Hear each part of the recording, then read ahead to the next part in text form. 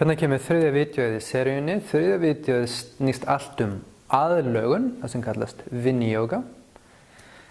Þannig að við ætlum að aðlaga 3 parta líkamans sem er svæði milli mjaðmar og nafla, sem við getum kallað mjöðm eða mjóbak, svæði milli nafla og háls sem við getum kallað brjósthol og öxl, og þriðja svæðið er hálssvæðið. Þannig að við aðlögum til að gera þetta mögulegt fyrir hvern og einn. Þannig að virknistellingarnar er aðalatrið og Vinyasa talar hver einstaklingur algjörlega einstakur, þannig að jógaiðkunin þarf að vera aðlöguð að einstaklingum til að gera hana mögulega. Þannig að við byrjum á því að stíga vinstri fótlegg út til hliðar. Þannig að ég sýni ykkur mjög algenga hreyfingu sem er gerð út frá mjaðmarsvæði, þar sem við tökum virknina úr. Þannig að Talía byrjar að snúa hægri fótlegg út til hliðar. Þannig að fyrst ætlar hún hægt og rólega að síga. Þannig að eðlileg virkni fyrir Talíu væri kannski cirka hér. Hér stoppar sveigjanleikinn eða togi verður ekki meira. Það sem er mjög algengt að því að við höfum einhvers konar ímyndun, ef við höfum að færa okkur djúpt í iðkunna, að þetta sé einhvers konar form, að þá byrjar líkaminn að fjarlægjast hinn réttan sveigjanleika. Þannig að hann stingur mjöðmánum út og hallar búknum fram. Þannig að þið sjáið að þetta hérna svæði, það styttist. Þannig að hvað þýðir teygja? Teygja þýðir lenging á einhverju svæði. Þannig að Talía til að koma í hámarkslengingu, að þá stoppar hún cirka hér. Þannig að leiða hún fyrir að færa búkinn fram, það þýðir það að virkni mjaðmarsvæðisins og mikið til mjóbaksins er tekið út. Sem þýðir það að hliðarteygja út frá þessari stöðu er ekki svo mikið að gerast.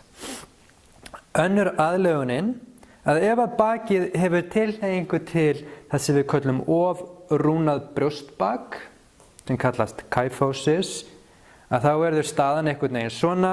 Þetta er frekar innfallin bringa sem þýðir það að hæfileikinn til að anda vel inn eða opna og lyfta brjóstholinu er mjög heft. Þið sjáu hvernig þetta svæði er samfallið. Sem þýðir það að hreyfing axlarinnar mun að öllum líkindum alltaf vera fyrir framan. Þannig að geta hreyft handlegginn í þessari hérna stöðu verður ofta tíðum ómögulegt fyrir fólk sem hefur þessa bakstöðu. Þannig að til að gera stöðuna mögulega, til að komast inn í þægilegan sveigjanleik neðri búks og þægilega opnun í hálssvæði, að þá aðlögum við handlegginn og leiðum við búin að taka handlegg í þessa hérna stöðu, að þá opnum við þægilega fyrir brjóstholið hér. Þannig að mýking og olnboginn beygist og handabakið færist að mjóbaki, frekar neðarlega. Þannig að ef það er hægri hlið, nú ætla að Talía að snúa aftur. Ef það er hægri hlið, þá er hægri eða vinstri hlið, þá er vinstri handleggurinn að koma meiri átt að öfugum hluta spjaldhryggs. Þannig að þið liftið ekki handlegg. Leið og handlegg liftist hér upp, að þá er olnboginn farin að þrýsta bringuna aftur inn. Þannig að þetta er önnur algeng aðlögun. Aðlögunar eru óteljandi að sjálfsögðu, Talía snýr aftur fram, en það eru svona helstu aðlöganir til að gera lífið þægilegra. Síðasta er hálssvæðið. Þannig að hvað að gera ef að hálssvæðið hefur litla vindu? Talía hefur alveg einstaklega mikla hreyfigetu í hálssvæðinu, en það er ekki óalgengt að þeir sem eru að hreyfa hálsinn, þeir hafi ekki mikið meira en kannski hreyfigetu hér. Þannig að hreyfigeta hálssvæðisins kemur út frá opnun sem er hér og niður í bringu og síðan hér og það sem er aftur í brjóstbakið. Þannig að einfaldlega til að ná hliðarteygjuvirkni, hliðarteygjuvirknin er sem sagt í gegnum mjaðma og brjósthol, sem þýðir það að ef að handleggur er hér og það er komið þægileg sveigja, að þá vindum við höfuð og horfum niður. Mjög einfalt, það er engin þörf á að horfa upp þá.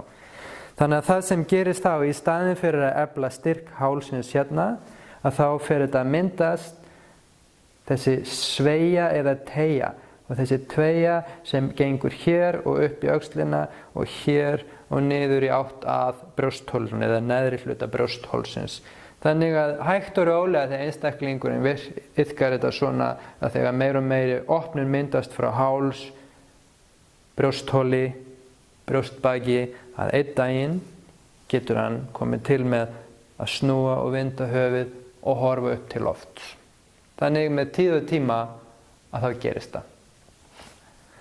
Þessar aðlaganir eru til ótal fleiri, en þetta eru svona helstu aðlaganir svo við getum gert þetta þægilega.